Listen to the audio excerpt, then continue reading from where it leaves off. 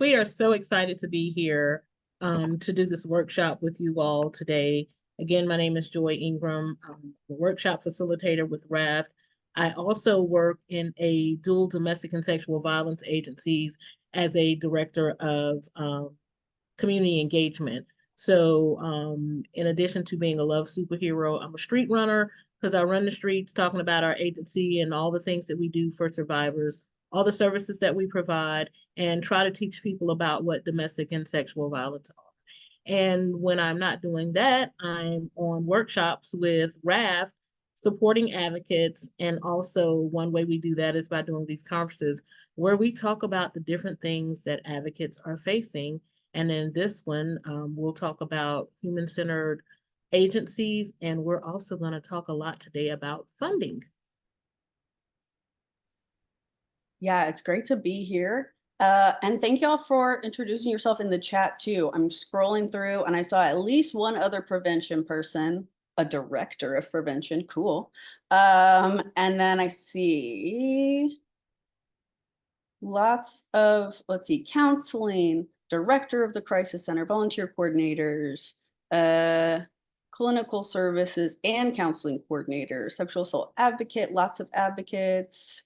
And then I'm not going to call out your name, but somebody said they're not in advocacy. And I question that. Are you sure? At RAFT, we do like to define everybody who's part of this work as an advocate. So maybe I'm laying a new title on you, but what kind of work do you do in policy? And I'll read RAFT's mission to you all so you understand what I mean. RAFT supports organizations and advocates to build and cultivate human-centered workspaces. We do that through foundational wellness practices, sharing resources and trainings like this one to help you as individuals build resilience, and then also to promote a healthier gender-based violence advocacy ecosystem. Healthier gender-based violence advocacy ecosystem. So everybody who's involved, anybody who interacts with survivors, anybody who interacts with family members of survivors, anybody who interacts with advocates, your family members at home who hear your frustration and your stress and your tiredness and support you, or maybe don't enough, right? Who don't quite understand. Anybody who's involved in this are the folks that we're here to support. So thank you all for joining. Thank you for doing what you do. We've got a little bit of like community guidelines to go through. I know Tim told you this is going to be an interactive workshop. We encourage participation. And the nice way of saying it is to prevent us talking at you for 2 hours. Now, the rude way to say it is, hey, turn your cameras on because it's going to be really boring if it's just me and Joy and Tim up here making faces at each other. So we would love to see your faces. It is 100% fine if you don't have this fancy background that Tasa provided to us. If you have snacks that you're snacking on, if you need to run off your camera and grab a coffee or a drink or hydrate, if you've got pets, what else, Joy? We like pets, we like babies, we like Yeah. plants too. Yeah. We just like to interact with folks because it would get, if it was just me and Nicole talking the whole time, even though we love to hear ourselves talk, it would get really boring. It's true. So we do ask that you share some personal and or work professional experiences with us. That's really what our workshops are about, is that you all hear from each other. Advocates in this area are dealing with this issue, and oh my gosh, I am too. Or maybe they're dealing with this issue, but we have that one solved. So maybe you could try our program and we could swap. See, and I already see a puppy. Thank you, Melissa. Oh my gosh. Too cute. When we do share these personal experiences, when we share our stories with the group, it's going to be important. I think you'll understand why, to keep them light to medium intensity. So we're going to talk about what are the barriers, what are the needs, what might you be struggling with, but we're also going to talk about what is going really well. So keeping our stories at a place where we feel like we can keep talking through them, where we feel like we're not getting too emotionally overwhelmed, where I know we can't always guess how other people are going to respond emotionally, but where we kind of assume people will be able to handle it. We want to stay in like this educational brain mode where we're open to learning new things and chatting and not get too bogged down with the stories. As we said, it's casual. Take your breaks when you need them. Take phone calls, deal with family members, whatever you need to be comfortable. We usually have a 10-minute break. We'll see how we feel about halfway through. We might take little breaks, but as much as you can, however much you can participate. It can be with your camera on. It can be in the chat. We might get the chance to do breakout rooms. And so if you feel smaller, chit-chatting with a smaller group, that might be your opportunity to say something big. So thanks for joining us. I do want to let Joy go over our overview and objectives, and then we're going to do a little relaxation thing together. Awesome. So today we are going to be talking about, we're going to focus on the needs of advocates in sexual violence services, and especially the heavy responsibilities of leaders and administrators in acquiring and using funds to support the advocates and organizational well-being.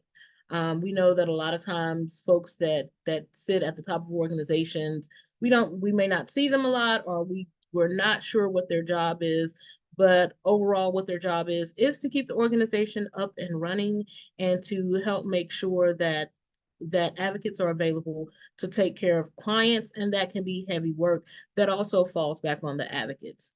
So our objectives today are to explore the funding needs and barriers of sexual violence advocacy organizations, to identify creative sources and uses of funding that empower advocates to support survivors, and to implement new systems for acquiring and using funding to improve advocate and overall organizational wellness. So we're going to look at creative ways of getting and using money and how we can start using this funding to support our organization wellness. Mm-hmm. Yeah, thank you for that. So check the chat. I like to type notes, but I also like to ask y'all questions. Feel free to answer if you notice them. One question then is, who on this call holds that heavy responsibility of acquiring and applying the funding? Are you that person in your organization? Do you have any influence over that? Does it just get passed down to you? So think about where you are in this whole funding situation, and maybe let us know how it affects you. We're also aware that talking about funding, talking about work, doing advocacy, being part of this advocacy ecosystem can all be really, really stressful and overwhelming. So yeah, I see a couple of I am, yes. Okay, so this might be for you. This might be some, yeah, on applying the funds. Ooh, so sometimes it's acquiring the funds that's hard, applying it is hard. We'll talk about that stuff. Yeah. Before we get into all the details, we're gonna like shake it out a little bit. So do some silly shakes, maybe do some silly faces if you need to, but get comfortable. And we're gonna do a classic breathing exercise. We think it's really important to practice our relaxation techniques.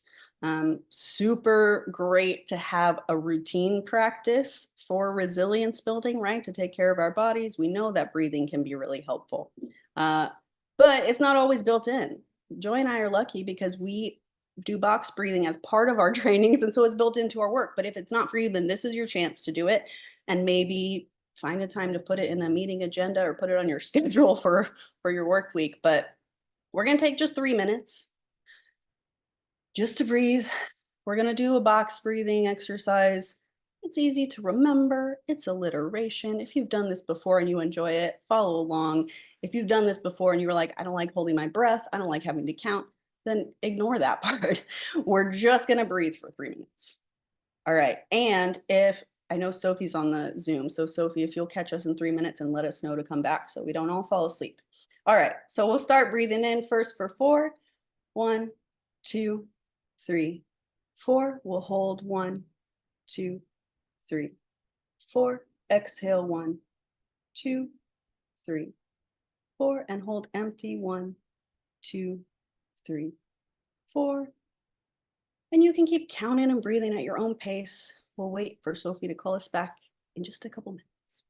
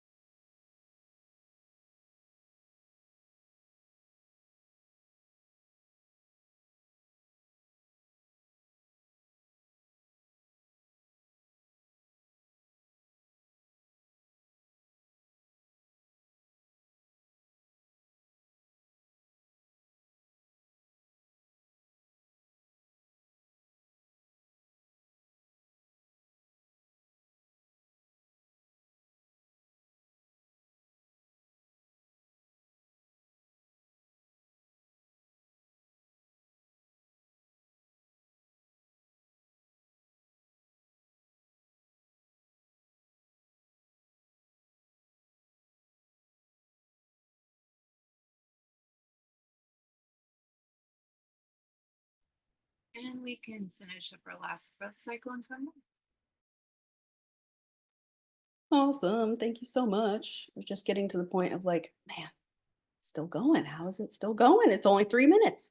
Okay, so stretch it out if you need to. And this is our first little chance at self-reflection. Think about 3 minutes ago. If you felt any different than you do now, think about how easy it was to focus on your breathing. If you got distracted, if you found a muscle that sort of relaxed. And we're not judging that or going, dang it, next time I need to breathe better. We're just going, oh, look at that. Oh, okay. Okay. And now we get to get into it. I actually had a question as I was breathing, which was, we asked who's responsible for acquiring and applying the funds. Another question is, do you know where the funding for your position comes from? That's a good question. Feel free to shout it out or type it in the chat. And the answer can definitely be, no, I don't know. I'm not in charge of that. Like, no, no, some yes. Okay, yeah. And if you do know and you want to name it, like what are all the things that I learned? There's this, now I'm getting into college things. I'm talking about the FAFSA. No, there was the FIPSA program. There's the VAWA WAWA. Yeah, there's a lot of different ones, and right? what is it? Office of Victims of Crime and There we get the RPE funding, yes, for preventionists. Lots of different. So anybody know that they have like, we have a family foundation funding us. That's what we have at Raft. Woo, we're lucky duckies. yeah. Do y'all have corporations that fund you? Do you partner with any local businesses? Yeah, the RPE, that's real. So just think about, where is your funding coming from? Do we know? All right, to start. Do we know what some of the alphabet soup actually means? I remember when I first started working with a direct services agency, and they were like, click this box on your timesheet, and it's like, okay, you got these letters, and I'm like, what does it even mean? Like, I don't know. The VOCA, the SASP, exactly. I remember Yeah, all of those. yeah, and ARPA and all this. We've got ARPA funding now. I'm like, AARP, like what are we, what? It's like, no, you're mixing up the letters, Joy. It's not that. But yeah, it's a lot of it. I did not know what the alphabet soup meant. And then someone would ask, well, do you receive like VOCA funding or one of the big grants? And I was like, well, I don't think so. And they're like, well, yeah, it's just funneled through a state agency that gets to you. So yes and yes. Like, oh, I just work here. I just do work. Yes. And it is totally fine if you are at that stage of the funding, even if you used to dive into it, get really excited, and now you're like, never mind. Can't possibly. That's okay. But I'm glad that everybody has come into this call today. And I guess partly I'm wondering what brought you here specifically. We're not handing out money or gift cards at this one. But we are going to talk a little bit about different types of funds, what advocates have told us about funding issues, and then ask you what challenges you've seen and what has been successful. But I want to bring it back to our mission really quick, because we said that we help create human-centered workplaces. And to give just a little bit, has anybody heard that term before, human-centered? You know that it comes with design. So to give a little bit of a background, the human-centered design approach is this multidisciplinary idea. It comes from engineers, but it also comes from psychology, and it comes from product designers. And the idea is to emphasize the design and problem solving that includes people in the process of creating something or improving the usability of a product or a system. Let's see, under here, so soaking in as much information as can. Yes, good. Yeah, just listen to all the acronyms, totally fine. So we chose to include human-centered design or human-centered workplaces into our mission because at Raft, we tend to really care about people. That's our focus, is like, how are you doing? Let's make sure that the systems that we have created are working for us. We know that one of the most challenging experiences for advocates a lot of times is dealing with trying to serve survivors when the system makes it more difficult, when the system says no to their needs, right? So the basic principles of this human-centered design are that we're people-centered, that we're solving the right problems, meaning the root problems and not just the symptoms of the problem, that we're recognizing that everything is part of a system that's continuously moving and revolving, and that we might make little, small, simple interventions to change things, and that's going to have a lot of fallout or a lot of ripples, and we have to continue to check in with people, see how the systems are working, and update them as we go. So to throw some examples out there, and I want to hear from you if you can think of some examples too, of what would a human-centered workplace or human-centered advocacy experience look like or feel like. I did some self-reflection on what we do at Raft, and one of the most helpful things is we have trauma-informed supervision. One of the ways that has helped me personally recently was we had a feedback form to talk about DEI. There was a survey, and it's really important to check on those things and how is your organization doing? And I had this panic moment of what if they're just trying to trap me, because I had been in a workplace where evaluations were sort of to trap us into writing bad things about the organization and then say, you are not a team player. And I was like, but I was trying to. So I panicked and I didn't want to write anything down, and I wrote down my answers and I couldn't submit it, and I felt like I was slowing everybody down. And my supervisor was like, oh, would you like to just like one-on-one meet with the person who's evaluating it, and you'll just answer the questions out loud to them in the Zoom? And I was like, oh, well, yeah, that way it's not written in my lit. Like, yeah, that actually would be great. She's going to take notes and interpret it in her way, and she's going to put all the data together and tell it to us. And that way, I mean, like, the relief. And I hadn't thought of that, to ask for that, but he just like came up with a creative solution to offer. So that's one example of a human-centered practice in our organization. Any that you can think of, Joy, or anybody else on the call that wants to add to that? Or questions about what we're talking about too? I think a human-centered practice in RAFT is number one, doing the gratitudes during our weekly team meetings. So we have a weekly team meeting, and it comes with the full agenda of all the things we need to go over and discuss. And before we get into the meat and potatoes of any of that, we all say a gratitude. And it's, doesn't have to be anything prolific or anything great like that. It's not like I'm grateful because I'm going on a 3-week long trip to some tropical beach somewhere, although I would always be grateful for that.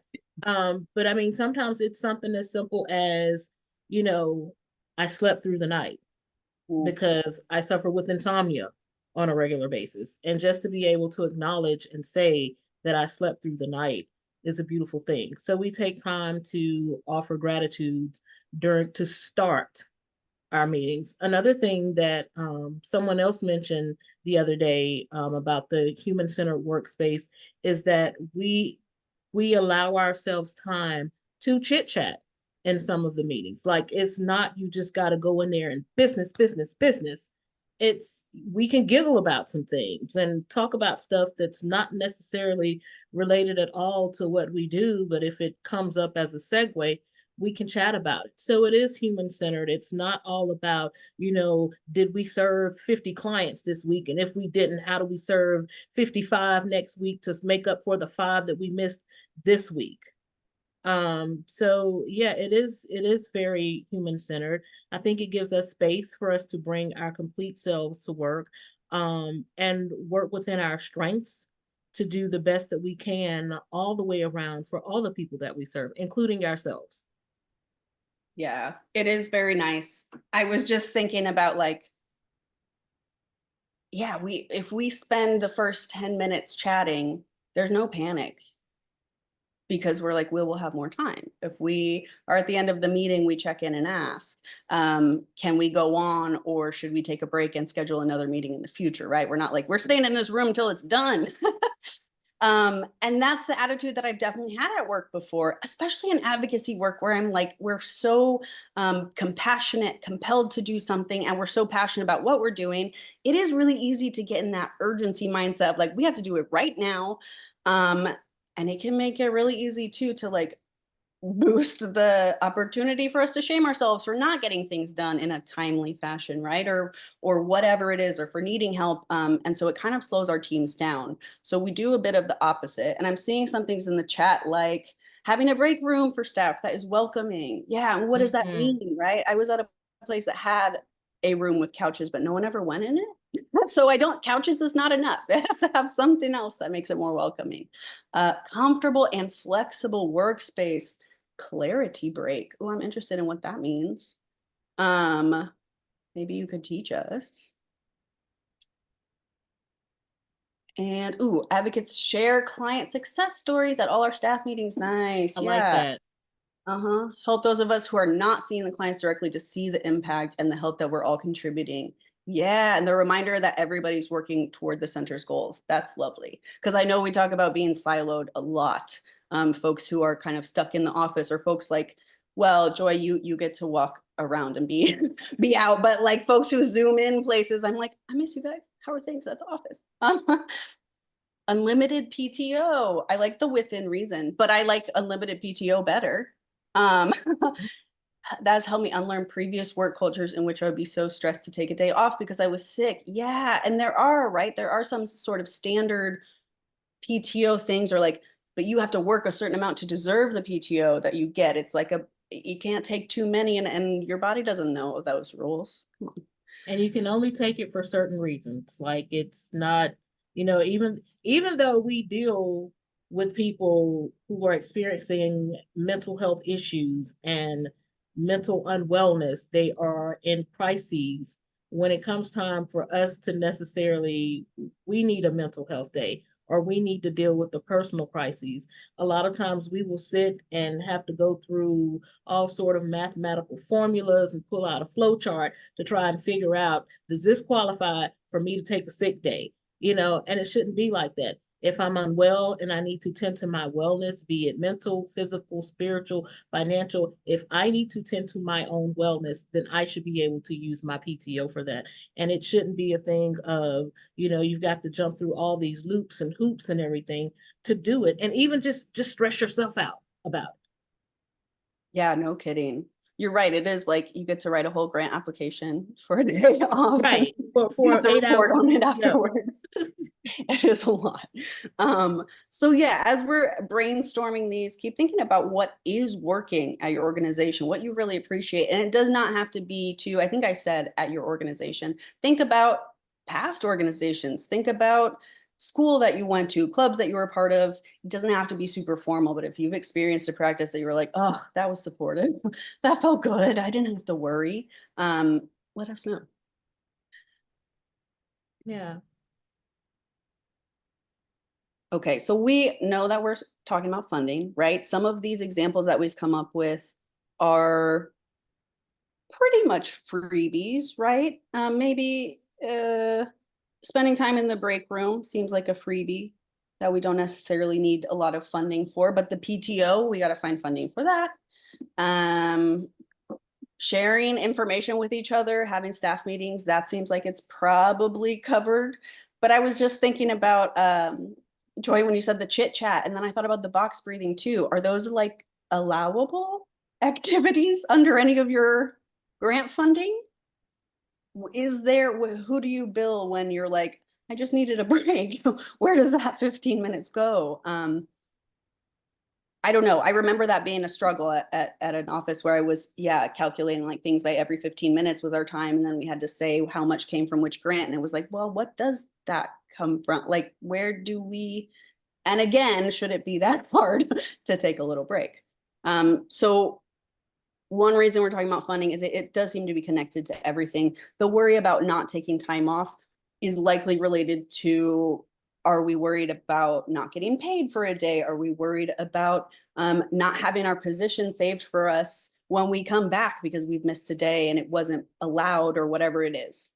So we know that affects everyone. We also have some evidence that says that we did a survey called the Roadmap to Advocate Wellness. We've put it out in 2022 and 2023 for advocates to respond to. And we asked about experiences just in this sort of broad anti-violence field. Again, like I said, we include a pretty broad definition of advocates. And one of the questions was asking, what is the biggest challenge facing the advocacy field in general and or your organization? For both of those questions, the overwhelming answer was a lack of funding. That's the challenge. And I'm going to show you, let's see if I can share my cute little word bubble. Oops, that's not it. Hold on. I'm going to show you what they said they needed. Okay. I just love a word cloud, y'all, so you got to bear with me, but check it out. This is when we asked advocates, what do you need? Or what are you dealing with related to funding? First of all, they said funding real big, lots of times. Everybody needs more of it, that there's a lack of funding. You can see staff is huge there and resources because we're lacking staff who either they said staff retention or acquiring new staff. They talked about the lack of resources. They talked about the needs and the money. And you can see a couple times, survivors, clients, challenge. The biggest thing that they wanted, that they mentioned in these were supporting client needs. We don't have enough money to support client needs, basic, right? And then on top of that, they would say, support client needs beyond what's allowable, right? Some things are allowable, but some things aren't. Transportation, housing, always a struggle, right? And then they said, we need a little bit too. Advocate pay, advocate wages, advocate benefits and support are not there. We need more staff. We need more specialized staff. We want counselors and lawyers on our team to not only support the survivors that we're serving, but our team too, our coworkers. Exactly. Yeah, and all of the things that they were saying that they need, in addition to funding itself, all of those things go back to funding. You need more staff, you got to pay them. That's funding. You need actual counselors and lawyers on the team. That's money. Benefits is money. Resources, housing, transportation, it's all money. So it all goes back to funding. I was having a conversation today with someone because working with domestic violence and having a shelter, a lot of times people leave those situations and they have to leave pets behind because the shelters, most of them just are not situated to handle pets. And we were talking about, collaborating with SPCA and local vets and PetSmart and all the places to work with survivors who have pets. And it's like, yeah, we come up with these great collaboration ideas, but they cost money. And we don't have the money to fund them. We don't have the money to pay for the vets. We don't have the money to buy pet food and other pet supplies that folks would need to foster these pets. We don't have money for additional facilities to place the pets if we have things like it all boils down to funding, which is one of the reasons why, main reasons why we wanted to come in here and talk to you guys more about funding today. Yeah, I think this might be a good time for a breakout room. Do y'all feel like you could do some brainstorming of, I think we're going to flip it and we're going to go with, where are you currently fully funded and supported? So maybe, where do you feel a gratitude for a program that's running fully supported at full capacity? Or if that's not currently in your experience, has that happened to you in the past? Where have you been part of an organization or part of a program or a club or thing that was like, wow, we don't have any worries, or we have enough and we're able to do what we need to do? Yeah. So where have you been funded? Where are you currently fully funded? And what does that look like? Tell us what that looks like to be fully funded, because a lot of us don't know. Okay, so I'm gonna see if I do the rooms, if it's gonna put you in them. And hopefully y'all will be chatty in the rooms. Okay, Zoom rooms are open. There you go. Things are happening. Oh, and I put us in rooms too, I think. Sorry, Joy. Oops.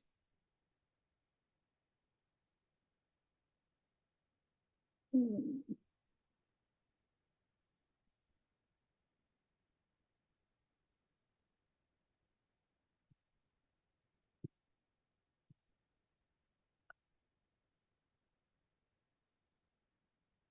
Hi, oops. Sent you to a room too. I mean, you can always go back if you want, but gonna copy and paste.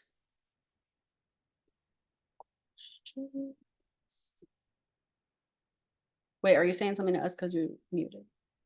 Oh, whoop. Sorry, looks like we got a couple of unassigned folks. Pop it. Or Let's. Dun, dun, dun. And- Oh.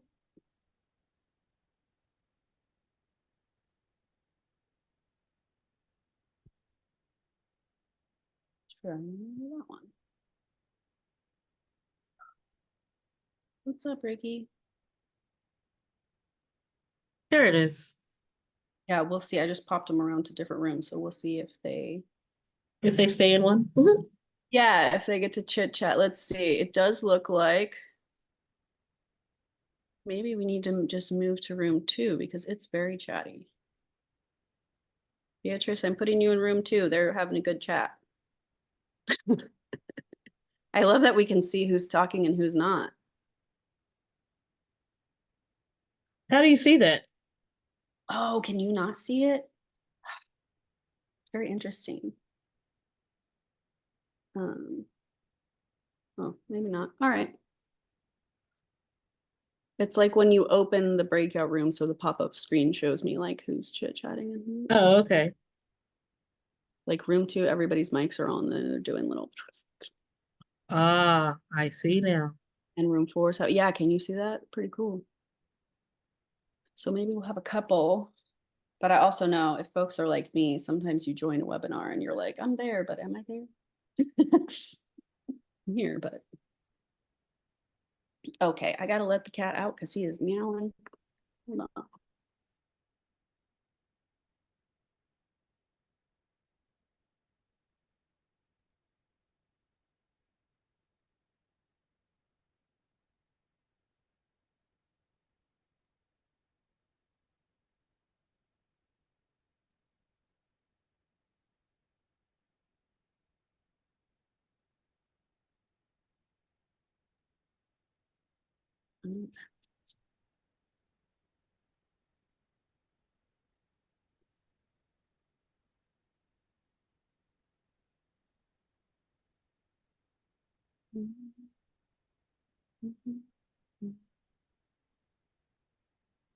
Do you have the countdown thing up there too?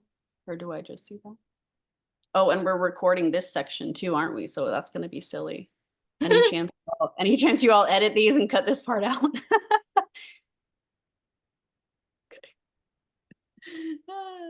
Yeah, we'll edit it out, and if we do another breakout room, I will pause the recording. If we I didn't remember, even think about do it. we remember to start it again? You know what I mean? We never do, Yeah. so.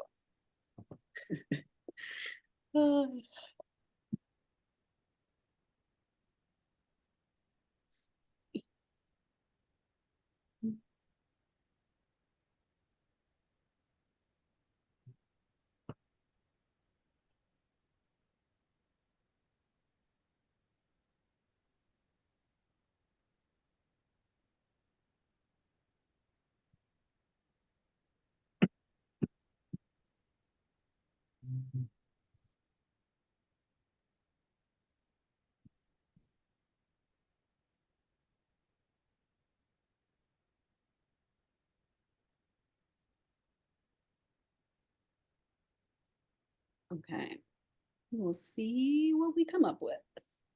Okay.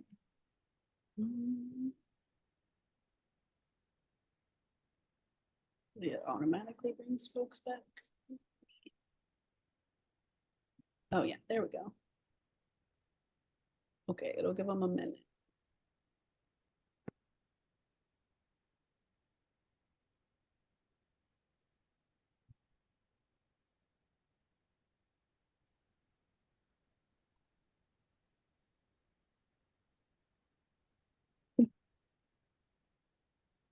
Welcome back, folks. We're closing the breakout rooms, having people pop back to the big room. Give folks just a minute.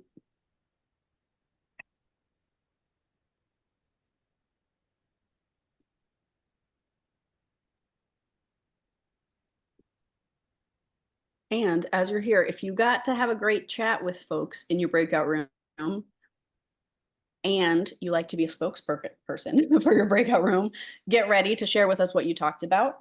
If everybody wants to be their own spokesperson from your breakout room, everybody can share. And if your breakout room was a little quiet, you didn't feel that chatty, then be brainstorming on your own and feel free to tell us your individual answers or your group answers, whatever works for you. So let's see, I would love to hear maybe one with the microphone and one in the chat at least of what you all talked about.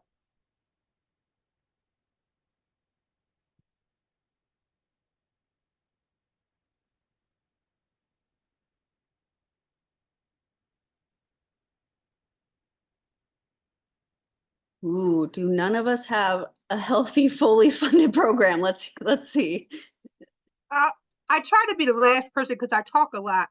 Okay, so two of them didn't get to speak because I talk too much. So I apologize in advance.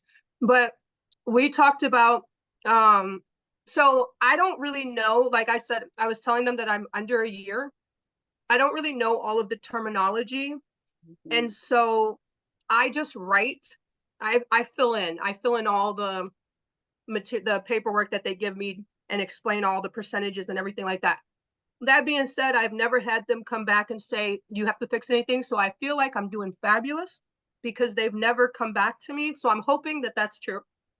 Yeah. That being said, I don't know technically exactly the dime that we get to spend. What I do know is I don't let people say no to me when it comes to the passion that I have for what we're doing.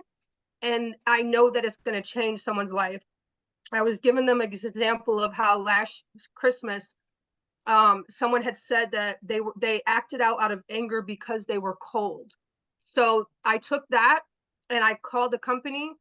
I told them, hey, this is what I'm looking for. This is what I need.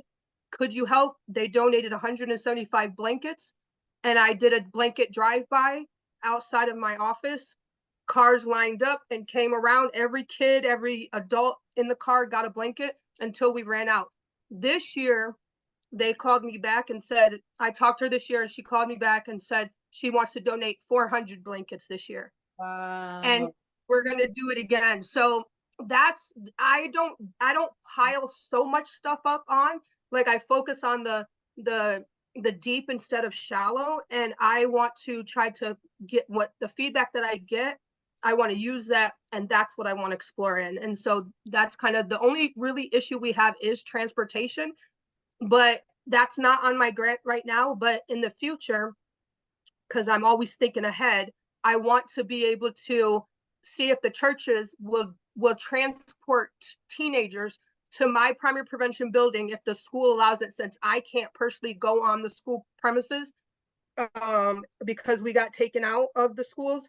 Sure. But they could come to our location and they can have a drop-off center where they could do study hall. They could have a safe place. They can learn from their peers.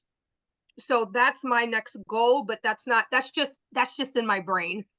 Yeah, I love that. So your example of when we say funding, right? The example or type of funding would be in-kind donations, right? We may not be totally aware of where the dollar signs come from or our total budget for our program, or like we talked about our conference budget for the year. And I'm like, wow, that seems like a lot. And then by the time we go to like one conference, you're like, oh my gosh, that was not that much.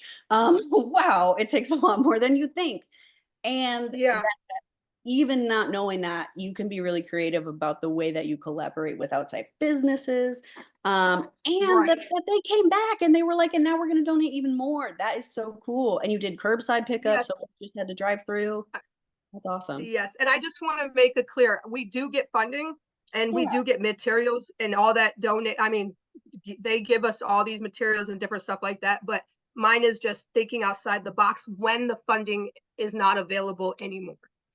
Yeah, exactly. Like that grant is spent down. That's it. We spend it down, or we found things to spend it on. And how are you going to collaborate and having an after school program? And yeah, who owns the buses in our town? Who owns those vans? All, yeah, that are all over the place. Cool. Other examples of yeah, creative like collaborations for in-kind donations, time, services, or I don't know. What else is going well? What else feels like it's succeeding?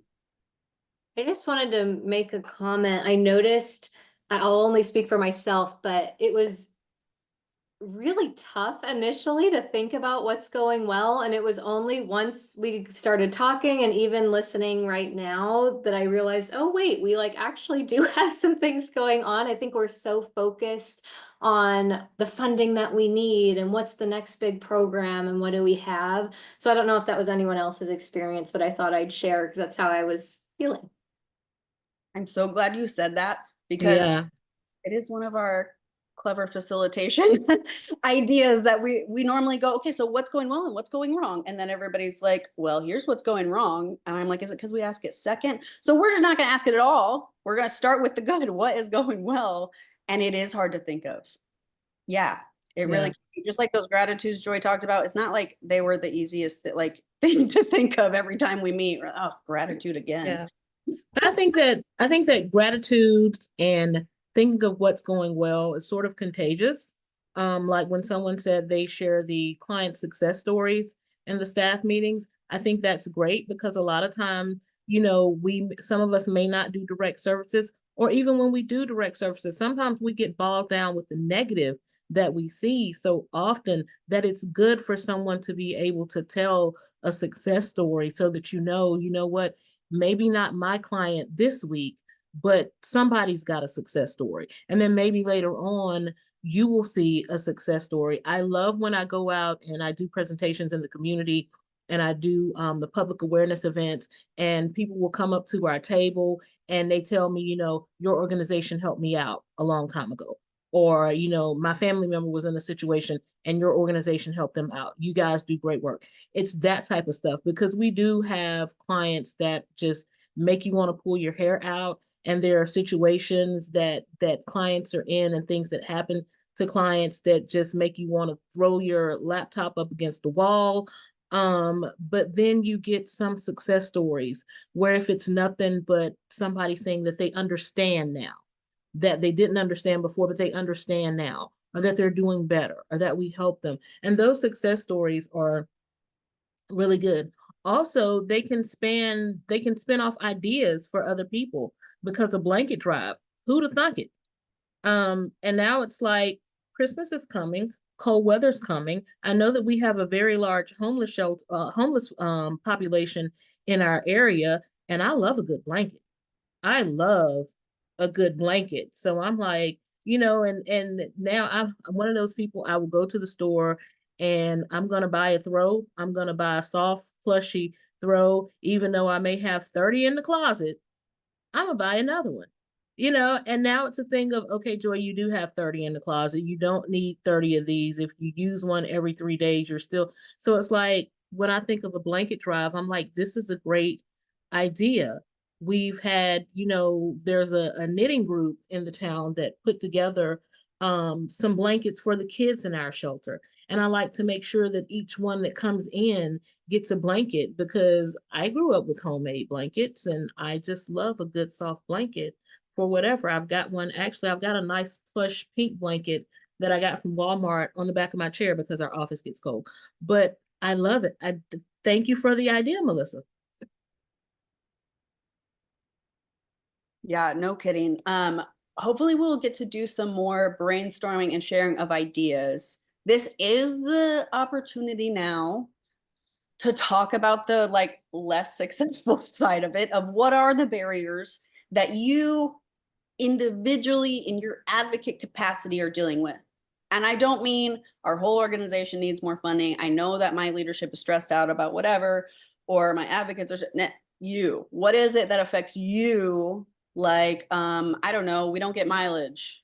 I keep having to pay for my car. It keeps breaking down. I wish we had cars that belong to them, or whatever it is. Or, I don't know. What is it that you are dealing with? That is it, I don't have benefits.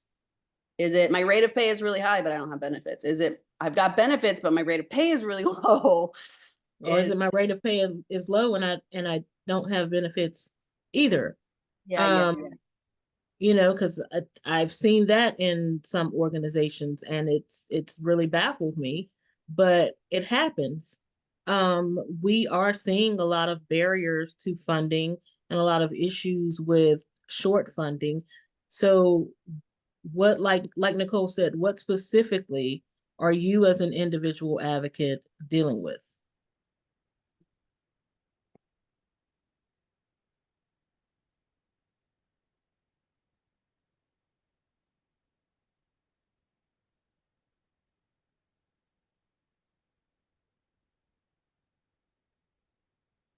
I will say the thing that I used to get frustrated with, because I did prevention things, and so I would like host preventionists, and sometimes it was like allowable to pay for their mileage to get physically to our office, but we couldn't pay for meals for them. Maybe we could give them an hour off of training to like go to town and buy a meal and then come back to the training center. But it was like, I would love to feed them. They're coming for a 4-hour training. I would love to host them and like, yeah, have them here and that's my personal style of like coming together is always around food with my family. It just feels better. And it wasn't allowable. And I don't have the extra money. Like my wallet's not hosting lunch for the 25 participants, right? There's no, now, maybe if I did a little bit of creativity and go out to the Chipotle and be like, look, advocates are driving all the way here and they're exhausted and they're going to go through training. Can you please feed them? Maybe, but that's not necessarily in everybody's capacity, right? To like go around town finding in-kind donations. Yeah, what else comes up? Okay. Yeah. I'll share. You guys, if anybody wants to speak, please speak because I always have things to say.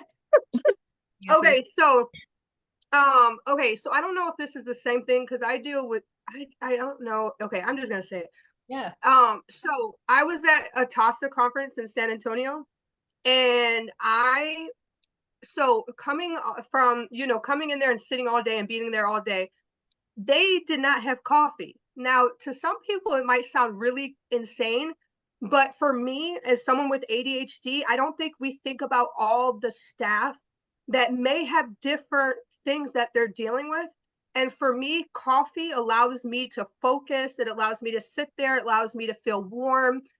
I know it may sound weird, but for me, I focus so much on not having coffee than having the training itself. And it's weird to say, but coming from a place where coffee, I wasn't allowed to have coffee, and then becoming older to where I can have coffee now, for me, it's like a trigger thing for me to be able to have the coffee sitting there. It's warm. It keeps me comfortable. I don't know if this has anything to do with it, but I felt like, and I did give that feedback, I felt like that right there was a barrier for me to focus and pay attention, because we are traveling. How come we can't have coffee all day? I don't understand. So Yes. I will say, okay, I'm going to agree and validate. Yes, that is Yes. definitely an example of what we're talking about. If anybody has their reaction buttons and you have been to a conference that didn't have coffee or food or snacks or whatever, and you were like, this is a travesty, then we are on the same team, right? That's the first thing I look for when I go to conferences. Like I've been to multiple day conferences, and a lot of them with the multiple day ones, they will have alcohol as well, which I'm always down for a good glass of wine. Thank you very much. But during the day when I'm working and I need to, where is the coffee? How dare you put me out here? And you did not have the decency to put out some coffee. And the keynote speaker starts at like 8:30 in the morning. Yes. How am I supposed to be there and awake without coffee? by the 3:30 afternoon session, everybody's asleep. Yes, and you know what I learned, because we have a conference, so we have a spreadsheet that we measure. Like I said, we've got certain conference funding. We're trying to be very careful about our spending. So we all vote and we give scores to each conference based on, is it in Texas? Like, we tend to go here because our organization is incorporated in Texas. So we like to be around the local to our organization, whatever, events, activities, the fun. Other ones are, do they provide food? We found out that NCADV does provide food, but it's very expensive registration, and it's usually very far away and in a big city where we can't necessarily afford to be there. But NSAC doesn't provide food. Now, that means if it's in a cool city, you get to try their fancy food. The last conference that I went to in Florida, they had food, but they didn't have coffee. You're right. So we had to pay at the Starbucks every day, and that was more than I normally spend, right? And that is a challenge. All of a sudden, this amazing work trip that is part of advocacy is now like an additional drain on my bank account. And yes, that is all about individual boundaries too. Okay.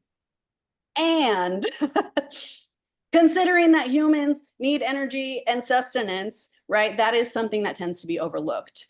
Again, the travel time, we tend to not get paid for a lot of that. There's just things that like we're expected to make up the difference, and that does seem normal. And when we know what a struggle it is to get funding for our organization and for ourselves to live, it can be really frustrating. Yeah. Can I say one more thing that Yeah. I just experienced? Okay, so what I just experienced is that I flew into Washington, D.C. for a training last week. And so what I think too is like they give us that per diem amount each day that you can have for food and stuff like that. Yes. But the food in Washington is mad expensive. Like there's no way you're going to stay in that little budget.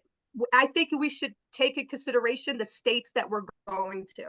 Yes. Our organization started doing that because one of our team members brought up the fact that we were going to the NCADV conference in Washington, D.C. last year, and we were talking about the per diem for food, and one of the team members was like, yeah, that would work in, where my home state where I live, but the food in DC is so expensive, I might get one meal out of that, but I'm not going to get two out of that. So, we brought it to the attention of our executive director, but our organization is fully funded by the founder's family. So that's different because we don't have to jump through 10 million hoops to get VOCA and VAWA to say, okay, you can eat even in DC.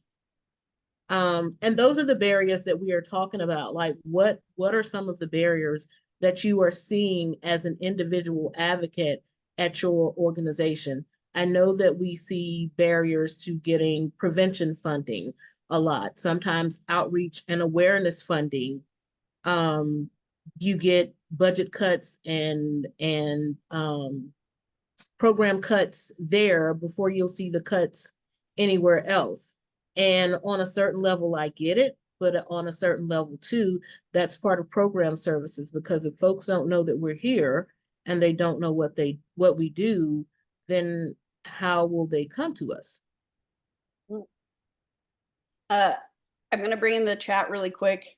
Heather put in, the biggest challenge currently is there's pressure on me to hire, but the salary ranges we're offering are understandably not appealing to job candidates, right? Understandably, I think, because we're all like, yeah, they're all not appealing. We tend to not pay advocates, right, very much.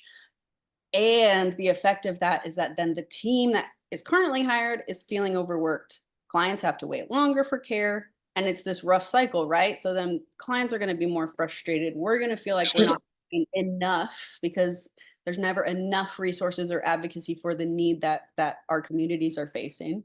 I'm going to put in here, so if anybody else has other experiences with this or how you've solved this, hot tips, let us know. But I'm going to put in here an excerpt from our Roadmap to Advocate Wellness data, where someone said, as a nonprofit, we have to search for funding, with government grants expecting to have less to give out in the future. Funding critical positions to help clients becomes a problem. Donations are down due to the economy.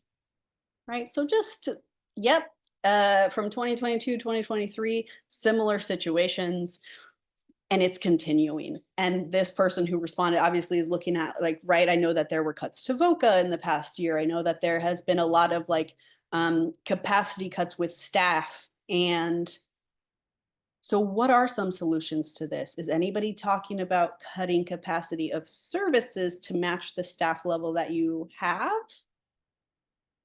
Is anybody talking about increasing the starting pay for some of those positions? Is anybody talking about splitting them into maybe smaller positions and hiring more people? Who else is it? Anybody else on the call dealing with hiring besides Heather right now who could or has dealt with hiring?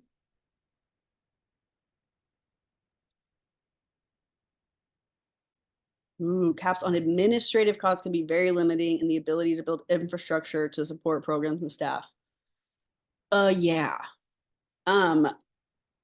One time when I was doing the prevention thing in Missouri, I talked to our Department of Health, and they had a grant that was for capacity building for prevention programs. And I was all excited. I was like, oh, perfect. Money for the preventionists is gonna be so great. And I messaged all my preventionists. I was like, apply for this grant, apply for the grant, do the thing. But no one had time or training or the information that they needed to complete the grant application. And so I got a phone call back from the lady from the health department who was like, oh, by the way, I just wanted to let you know, nobody even applied. And I was like, no, you mean nobody got the grant because their application wasn't good enough or whatever. No, nobody even had the time to apply. So understanding too, that there are not the easiest fixes in the world of like, just write another grant, just find the thing that's allowable, just find that. It is difficult each step along the way to find what we need to apply for it, to get the money, to do the reporting. Yeah. Ooh, and Melissa's saying, you're the one, you interview, but HR doesn't pay. So you really can't decide. You just kind of have to be like, are you sure you don't want to work here? Are you sure? Interns from college, yes. Of course, there are some folks who are comfortable working for experience for the resume builder. Maybe they can do short term, or maybe they can commit to a year or semester, things like that. Used to have contracted counseling services for a while, but luckily are fully staffed. Oh, cool. So sometimes, you know what I haven't heard of is there are contracted leadership positions. You can have somebody come in and be your, yes, your director of whatever for a little bit until the program gets back on its feet. And then you increase your capacity. Lots of creative hiring things are available. Let's see. Yes, language access. I've struggled to find bilingual counselor due to limited funding and the inability to provide a bonus for bilingual practitioners, right? If people have the training, the credentials, the whatever, tend to then want a higher starting salary, higher starting range. We're required to provide interpreting, to provide language access to the client survivors that we serve, and we may not have the resources to actually practically make that happen.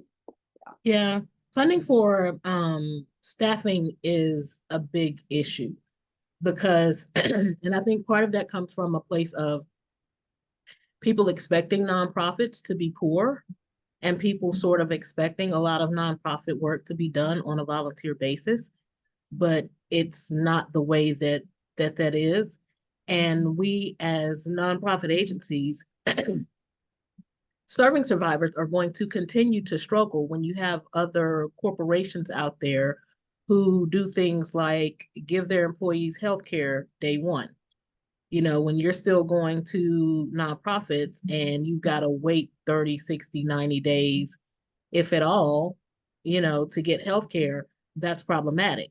When they're giving you retirement access funds and accounts day one, but you've got to wait a year with a nonprofit organization, that's a problem. When the salary is low and you've got student loans, you know, even, yes, you get the income-based repayment program and the federal student loan forgiveness, public service student loan forgiveness, yada, yada, yada, yada, yada. That's all nice, but when you need a house right now and the housing market says that, you know, for you to get a tiny home that originally was 20,000, they're now what 100,000, which used to be the price of a regular house, but now that's 500,000. there are a lot of more appealing jobs that newer workers are going into. And until we figure out how to adequately fund the people that we have, that's going to be a problem. So we're going to have to figure out some funding options for these things. A lot of times, agencies are saying, well, let's go with part-time workers. And that can be a good thing in certain instances. But, when it comes down to long-term, a lot of folks will work part-time for a while, but if folks really need a full-time position, they're not necessarily going to do that. So you have to be careful about how you hire and that. Also, cutting certain positions. A lot of times when people cut hours on positions, they expect you to do more in less time, which runs people away from the agency, which brings you back to the point of we need to hire. Yes. Ooh, let me clarify really quick. When I talk about cutting capacity, I do not mean cutting hours. I mean cutting the tasks down that you expect advocates to do in those hours. And that would be a good thing, but most places aren't going to cut the tasks. Most places are going to cut the hours and expect folks to do more stuff in less hours. Yes. And I wonder too, because I might get hired at a local nonprofit for a part-time position, but the person is talking about how in the future it could grow into a full-time position. So I wonder, right? Like it is hard when I'm the one who interviews, I'm the one who puts out the job application, and these are the folks who are in charge of the pay, and this is the person who's in charge of arranging the benefits, and this is the person who's actually going to supervise to get all of this together and make a change. Like, oh, well, we'll just invite them to be part-time and then expand it if it works out, kind of thing. Sometimes it is a lot harder to implement those flexible ideas when everybody has a little piece of it, but we're not able to coordinate all together. So what are the other creative ideas, or I'm going to put in here, what does successful funding look like? Does it look like for your organization, grant funding? Does it look like finding, I don't know, do you know the richest family in town? Do you know the person who, we've got the university here that hires half of our town, and then we've also got this new company that does loans, and they started hiring a bunch of people and they started writing checks to organizations, right? Like, what are the biggest businesses that maybe you could collab with? One idea that I've never heard of this really happening, but I want it to, is could we find a local sponsor for PTO?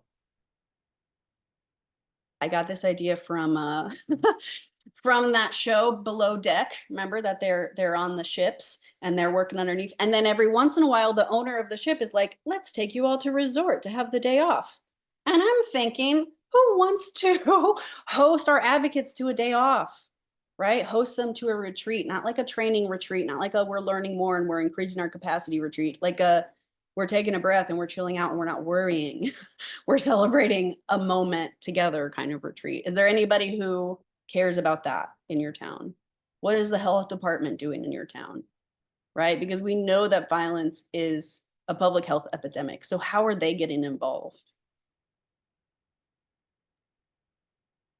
In fact, I have a quick question just to check, but I saw a couple, let's see, I know I saw a preventionist, at least one, and then I saw a lot of direct service advocates.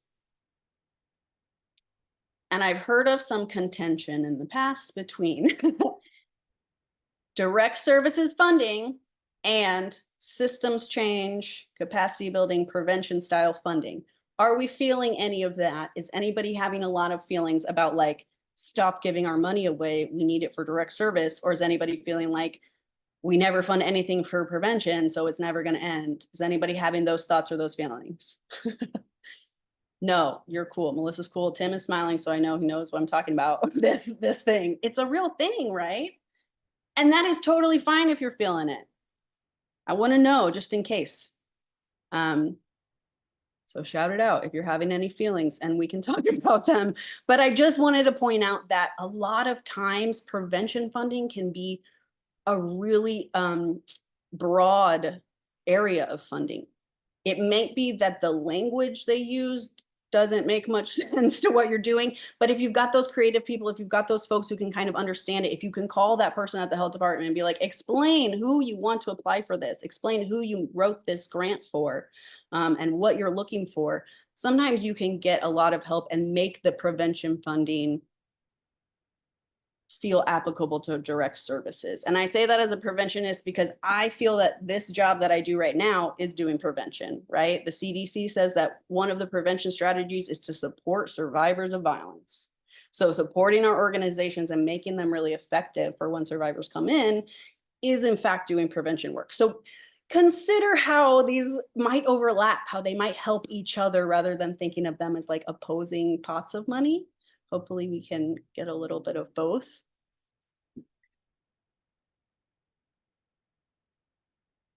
What successful funding do you have or can you think of?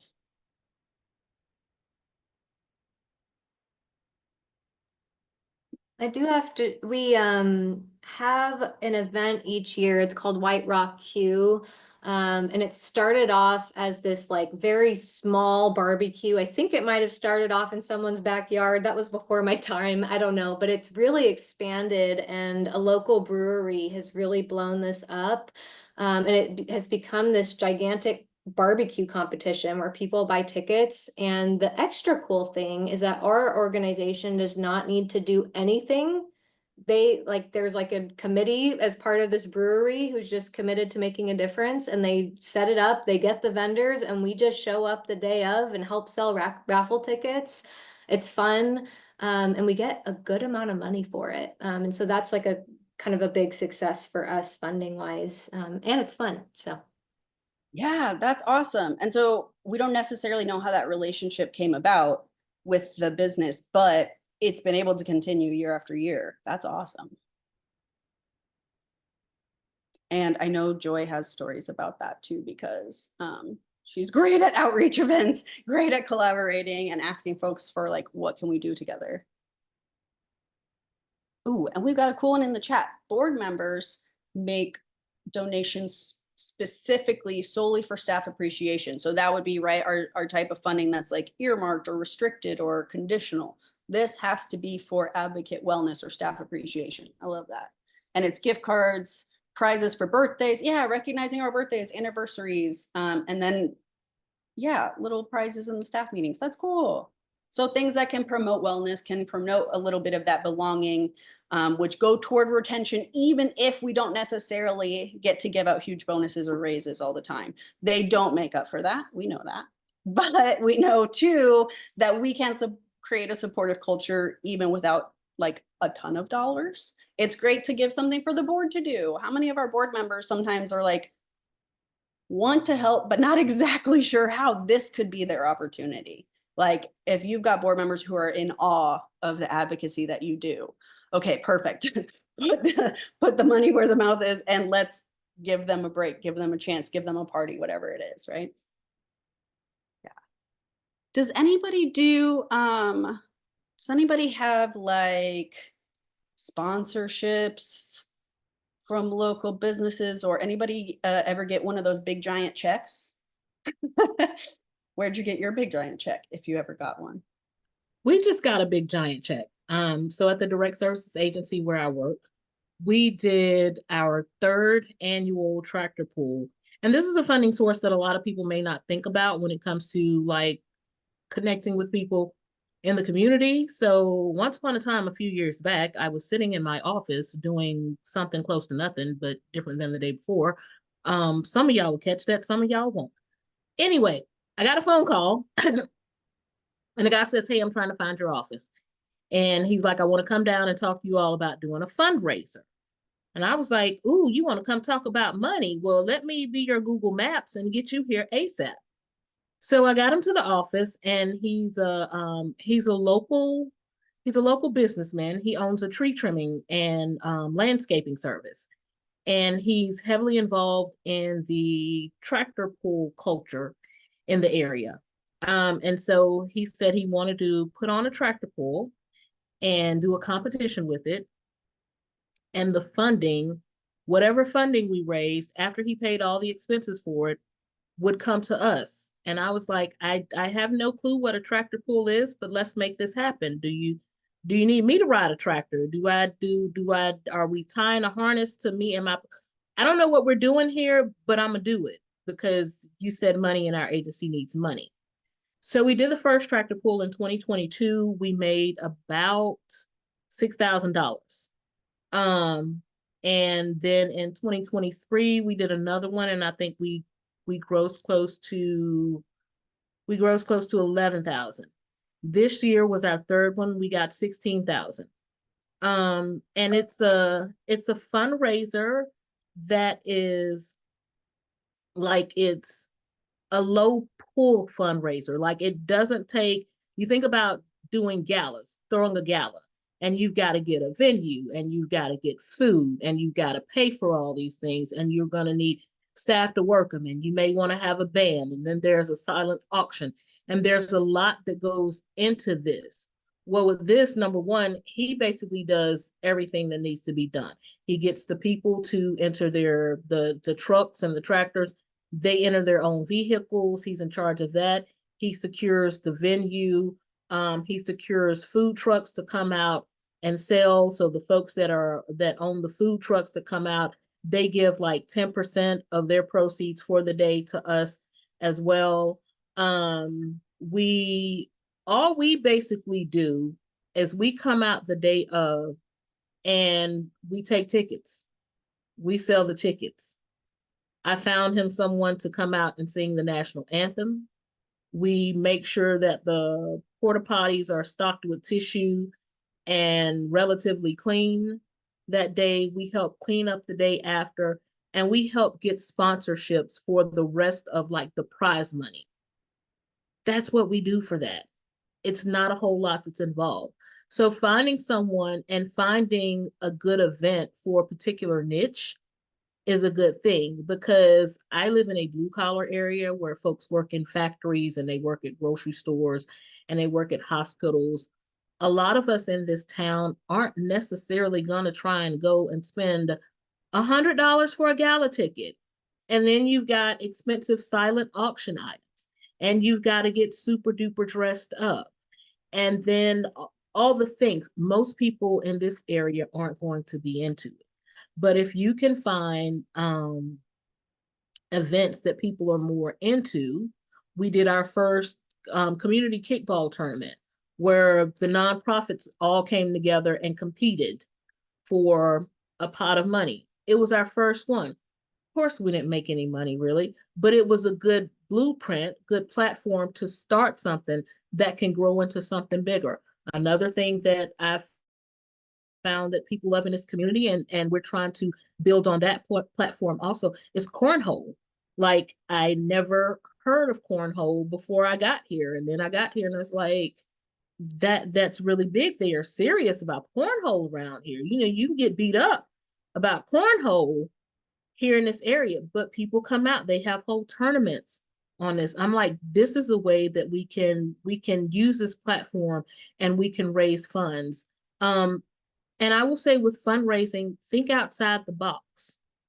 One thing, and especially because you're a nonprofit and because it's a fundraiser, you can typically charge higher prices for certain things than you would if it was just, you know, oh, I'm going to go purchase this thing. If it's a t-shirt you're buying, oh, I'm gonna go purchase this t-shirt for $15. It's a fundraiser, it's for a nonprofit. So now you're gonna pay $25 or $30 for that t-shirt. And people who are passionate about it will pay $30 for the t-shirt. I'm an easy t-shirt person. I love a graphic tee. I love a good cause. So if it's a graphic tee that I like and I'm gonna want to wear and it's for a cause, yes, I will absolutely pay $30 or $40 for the t-shirt. I don't care. And so you have to find your audience when it comes to creating certain fundraisers, garnering interest in your fundraisers. And I'm not a professional fundraiser by any means, but these are things that I've learned just working in this field and having to do some fundraising because we need the money. Thank you all for bringing all these ideas and examples and being willing to like share about funding challenges and stresses. I want to acknowledge, I know we're at the end, but acknowledge that this is a vulnerable discussion to have. Talking about the big dollar signs is uncomfortable for a lot of people, very taboo. So even when we make it about our organizations, it can be hard. We had some stuff in the chat I wanted to throw out there that sometimes we might not be able to get exactly what we want, right? Like hiring a bilingual advocate, or a bilingual counselor specifically, but can we use the folks in our community who are already bilingual and just do a support group until we find the funding and say, this support group is great. And we're now fundraising to get an official counselor to host the support group, right? And maybe so it's okay to start imperfectly and then show people what you're working on and ask for funds to improve. We've got a few examples, ideas of how you could, when you get back to your organization, get started with a small first step. And that is always our tip with any RAFT workshops, anything that we're talking about, is we can come up with a lot of ideas, especially when we're in these rooms together and we hear things, right? Someone said when they heard a positive example, then they could think of more positive examples of things that are going well. So we can get really revved up and then we're like, why isn't it all changing immediately? Ooh, and that can be so frustrating. So please, please, please start small. Think of how you might implement this fundraising strategy, being creative at your organization. Will your step be I'm putting it on the agenda and we're talking about it on Monday? Will it be I need to talk with my executive director or grant writer about creative funding? Is it I'm just going to get training for myself on funding, or I'm going to go to the local business and we're having an event tonight because I'm so excited. Whatever you're going to do, let us know, let other folks know. And thank you so much for everything so far. We do want you to stay in touch with RAFT. I'm going to put our website up there just in case you haven't visited it yet, but we host our own advocate support calls. Everything's on Zoom. We've got 5 each month, including for general advocates, advocates who identify as survivors of violence, people who are in leadership positions. So those of you who are like, it is my job to do all this grant stuff that you just suggested, come to our leadership support calls. Joy will be there. Our executive director will be there to share in that stress with you and commiserate a little bit. Yeah, so we're always here for you. Thanks for participating so much. Yes, thank you all for coming out. This was fun. I always love talking to folks about just anything related to the field, just to give out information. I know someone said they were coming in to just soak up information. I'm that person. I'm going to go to every webinar, every class, every conference that I can, because I just need to know more and more. And again, like I said, I'm not a fundraiser, but I do community engagement. And what I found is that a lot of people think of fundraising as asking for money. Fundraising is absolutely about asking for money, but more so than the ask, it's about building and maintaining relationships with folks. And I found that the more you can build relationships with people, the more you can deepen those existing relationships with folks, the easier it is to get folks to dig into their pockets and give you some money. Totally. All right. I just want to thank y'all, Joy and Nicole, for a great workshop. Appreciate your expertise in facilitating conversation space as well. I dropped all the links I mentioned that I would drop in the chat. So for the recordings, for the materials, and for the evaluations, please take a minute to fill that out. And we've got a couple more minutes. We'll hang out so folks have questions. But again, just thank you so much, Joy and Nicole. Yeah, Thank you. If people do have questions or more ideas, brainstorming stuff, we can definitely chat. Oh, I wanted to put, let me see if I've got them. Aha, okay, I'm putting 2 links in the chat too. Sorry, make sure you click on Tim's links though. Those are very important.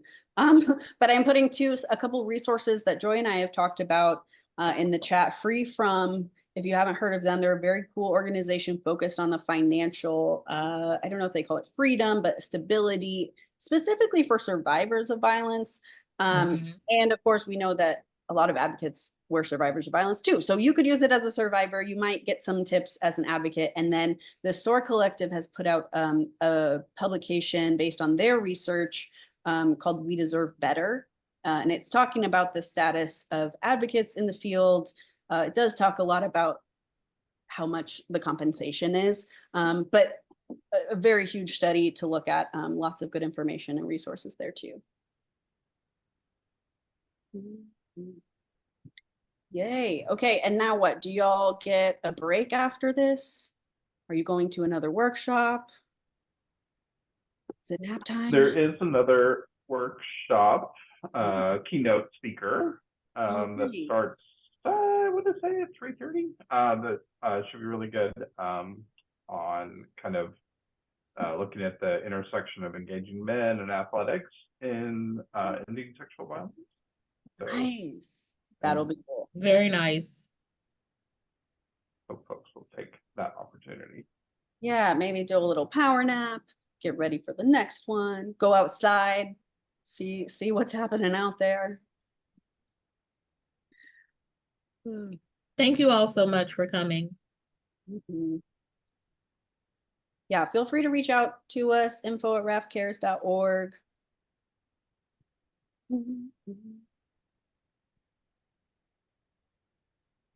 Oh yeah, the clarity break. I'm gonna be sharing that, Melissa. That's a good idea. Yeah. So I think that's actually part of like work. Yeah. But I really again, like the way you framed it too, like it's the chance to both get away from work, but also to, one of the things I always struggle with is like time to sit back and even if it's still thinking about work, thinking about it bigger rather than all of the little things on the list. Yes. So I love that. Thank you. so what do you write down for that? What do you, how do you bill that half an hour? I honestly, I don't know, because I don't do that part.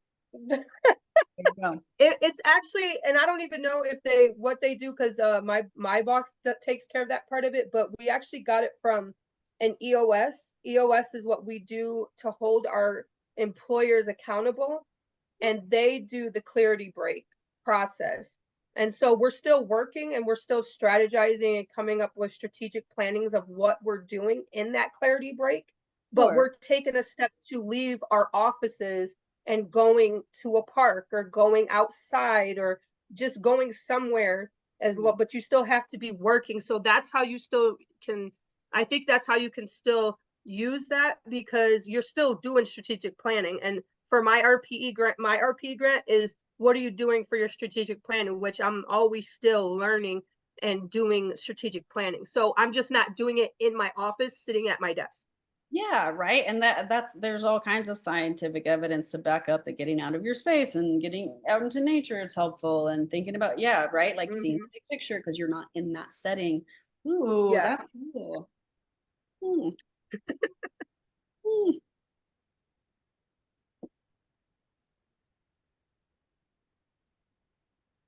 Yeah, I like it. Well, Right. oh, go ahead. No, I'm just excited. And I hope that Melissa, please come to some of our calls, especially if you like to